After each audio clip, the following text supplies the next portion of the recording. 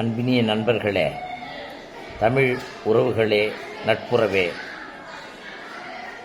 மகிழ்வோடு இந்தியாவின் தமிழகத்தில் விழுப்புரம் என்று சொல்லி சிறப்பான கலை, பண்பாடு, அரசியல், சமூக, தமிழ் மேம்பாடு, தமிழின கொள்கையோடு வாழ்கின்ற மண்ணின் மைந்தன் பேசுகிறேன். அப்படியானால் இன்றைக்கு எதை சிந்திக்க முடியும்? எல்லாவற்றையும் சிந்திக்கலாம். என்றாலும் சிந்திப்பதற்கு தடை ஒன்றுமில்லை. காற்றுக்கு கைவிலங்கு போட்டவர்கள் கிடையாது. ஆற்றுக்கும் அப்படித்தான் அடக்குமுறை பலிக்காது. ஆனால் சிந்தனை ஓட்டத்திலே சில சிலிர்த்திடும் உணர்வுகள், சில்லிடும் உணர்வுகள். எதை சொல்லுகிறேன்? ஆம், சமீப காலத்திலே கத்தார் ஆம்பல் தமிழ் சங்கத்தினுடைய தொடர் நிகழ்வுகளிலே 100 பேராசிரியர்களுக்கு இடையிலே நானும் பங்கேற்கின்ற அரிய பெரிய உரிய வாய்ப்பு. ஆனாலும் அற்புதமான அனுபவங்கள். என்னவென்றால், ஏடிஎஸ் என்று சொல்வது ஆம்பல் தமிழ் சங்கம் என்கிற ஒன்றனுடைய குறியீடு தான் கதைகளாக, புத்தகங்களாக, கவிதைகளாக பலவேறு பிம்பங்களிலே பிரதிபலிக்கிற, வெளிப்படுகிற வாய்ப்புகள் கூடிய மேடை. அப்படியானால் வள்ளுவன் சொல்லுவான், உவப்ப தலை கூடி என்று சொல்லுவான்.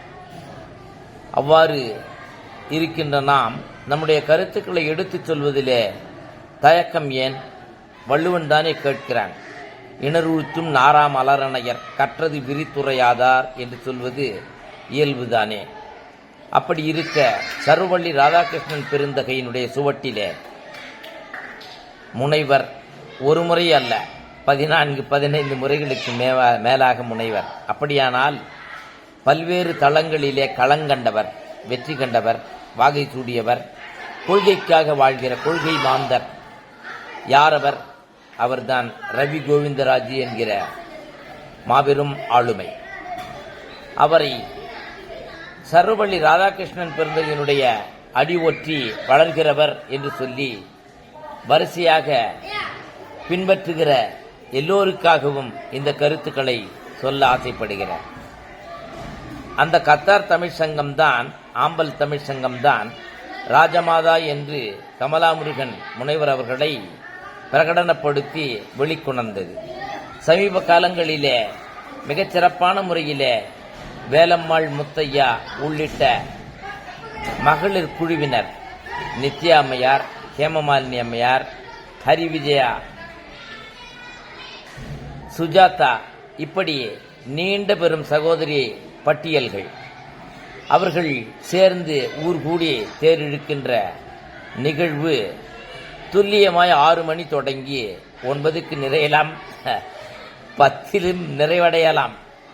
அப்படியானால் காலம் கடந்த தமிழை கருத்து கடந்து சிந்திக்கிற வர்க்கம் இது என்பது புலனாகிறது.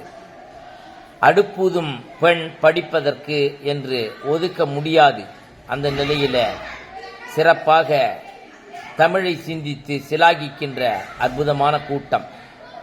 100 பேராசிரியர்கள் மிக அற்புதமான பல 100 வண்ணங்களிலே எத்தனை கருத்துக்களை எவ்வாறெல்லாம் வடிவமைத்து கவிதைகளாக, கட்டுரைகளாக, பயணக் கட்டுரைகளாக, தங்களுடைய அனுபவங்களை பகிர்வதாக, இப்படி நீண்ட நெடும்பெரும் இயக்கமாய் செயல்படுகிற ஆற்றல் நதிகள் இவர்கள்.